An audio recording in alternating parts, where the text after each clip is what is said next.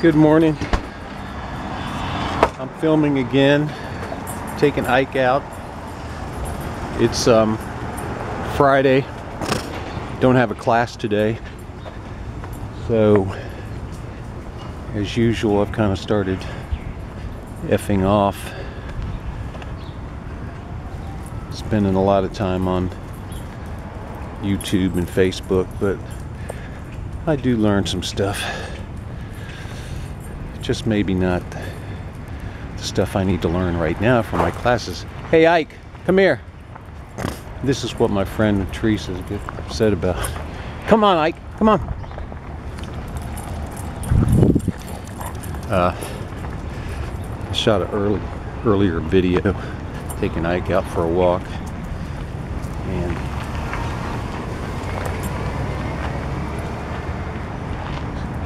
we were in an alley, but a vehicle came by and she gets very worried about that I'm not being careful enough with Ike. First, let me point over there, and that's the house my apartment's in. You can see over there Cesar Chavez, East Cesar Chavez, morning traffic. Not sure what time it is. It's about 7 or 7:30.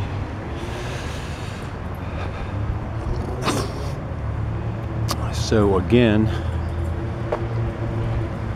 we're going same route that I filmed before. This is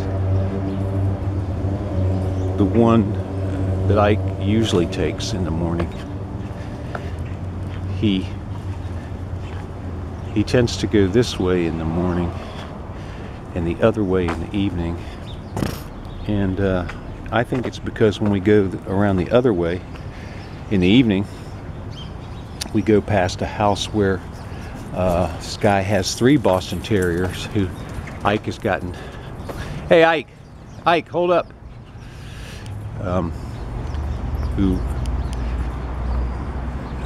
Well, Ike is known for years now, and at least the 2 younger dogs, they love to play. They love to play with him. Come on, buddy. Come on, let's go. Let's go. See, Teresa, I'm watching, making sure he's okay.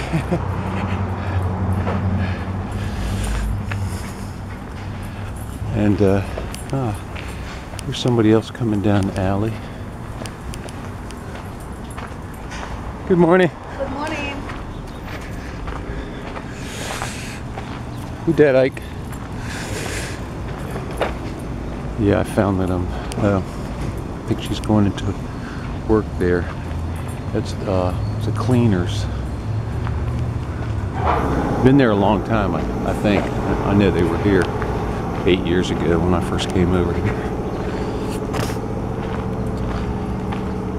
Yeah, since I've started filming these things, I guess I've fallen in love with the sound of my own voice. Mostly. It's interesting to hear how I say certain things that I'm really not aware of.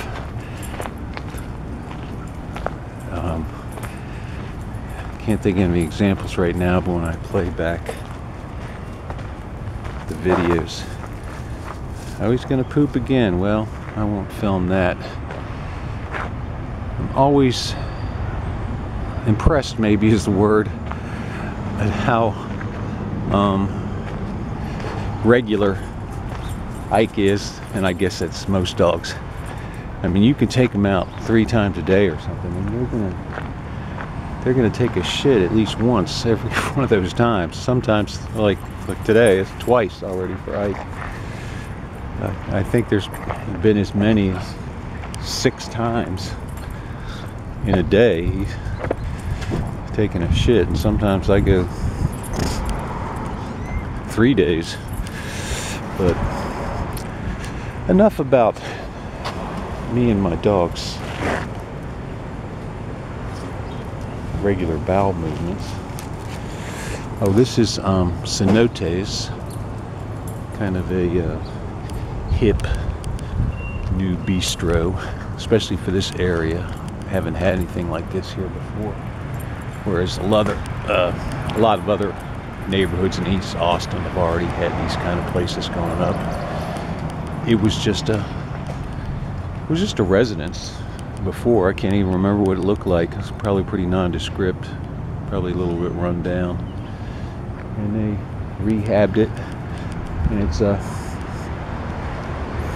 more of our cacti kind of native vegetation here. Although I think Austin tries to push it, like some places with the palm trees, the tropical type trees. They, you know, we're really not a tropical climate here, but I guess the winters are usually mild enough that they survive. We see them around town. See them even more in San Antonio. But I always like seeing those trees. Always makes me feel more like I'm living in the tropics, which I like that idea. As my friends know, I will not diss Austin over the heat. The only thing I complain about is when it gets too cold in Austin. For me, January and February, sometimes maybe even earlier, we get a norther come in, sweep down from the plains and push all the way down this far, and it'll get below freezing. It's just miserable to me. But at least we don't really, practical purposes, ever have snow. But let's not worry about that right now. It's still August. I didn't mention the date. I'm trying to think of what today is.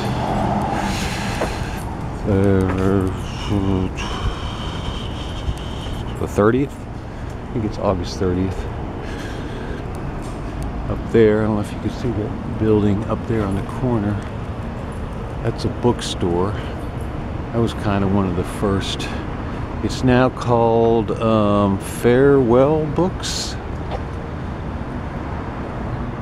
I'm not sure, but it's not what it originally was. When it originally turned into a hip indie bookstore, it was called Domy Books, D-O-M-Y.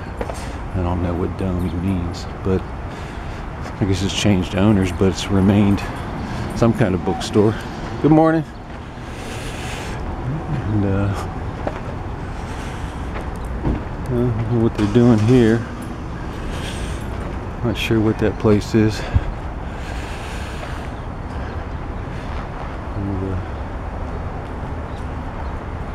some of the less skilled graffiti.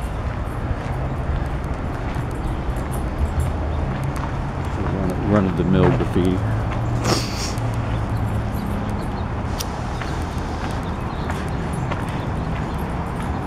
That's one thing you see here.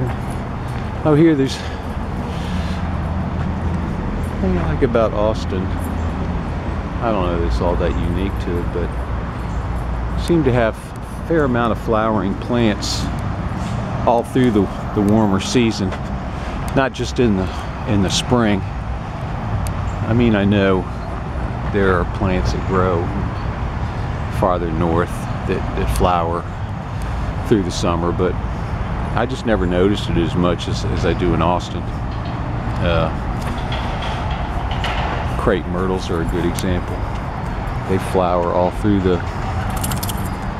from the spring till it gets too cold.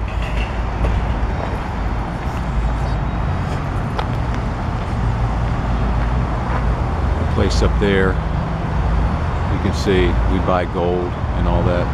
That's more typical of old East Austin. It was a pawn shop a few years ago when I first moved over here. Matter of fact, I bought and sold some stuff at that pawn shop.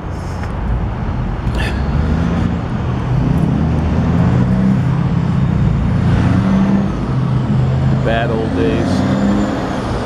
I had to pawn some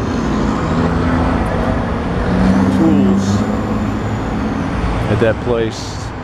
Most of them I was able to get out later on. Of course, pawn shops are part of the tremendous rip-off of the poor that goes on in this kind of economy. And you have no end of people who are working to take what little money the poor have away from them to make their living, if not their fortune, off of them. You know, exorbitant interest rates, payday loans, I think they call them, is one of the devices where you go in, borrow a certain amount of money based on what your paycheck is going to be, and and of course you pay confiscatory fees and interest rates for this short-term loan, which I assume you pay back on your payday. I haven't ever had to do that, so I'm not sure. I remember back when I needed money bad, they even had places that you'd basically take in your vehicle, which if you had clear title on it to the place, you're using that for collateral, is what it was. And if you met the right conditions, they would loan you a certain amount of money. Not, with a limit. It wasn't really all that high. And I think probably the consequence of not being able to pay that back, they took your vehicle. So you in effect would lose your vehicle for a relatively small loan, which you for some reason weren't able to pay back on time. It's just outrageous what some of these companies do. We're in the area that's near the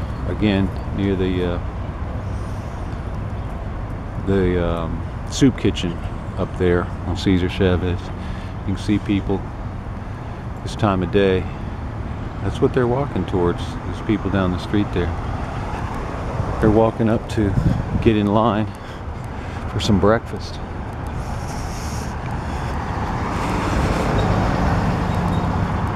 Now, this is a church we pass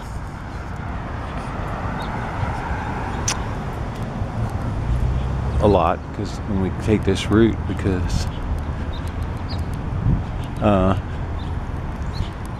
and it's a good example of,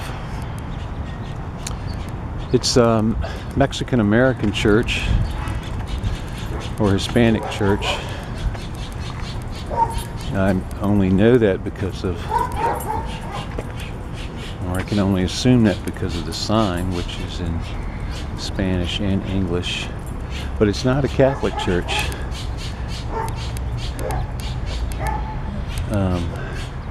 I guess it's an independent church, but it's not Catholic. It's Protestant, and although I don't have figures for it, here it goes again. Number 3 in the morning. No, I don't have any figures on it, but I think it's probably fair to say that the majority of Austin's Mexican American community is still Catholic, just like it is in Mexico, but not as Catholic. I would bet Mexico is, because once they come to Texas, or really anywhere else in the United States, the Protestants go after them. You know, the fundamentalist evangelical Protestants go after them because, you know, Catholic isn't the true faith. Depending on the fervency of your Protestant, some of them will believe that a Catholic is not even saved, is doomed to hell unless they accept the correct form of Christianity. So they've been out there evangelizing and having a lot of success. You can imagine some immigrants to this country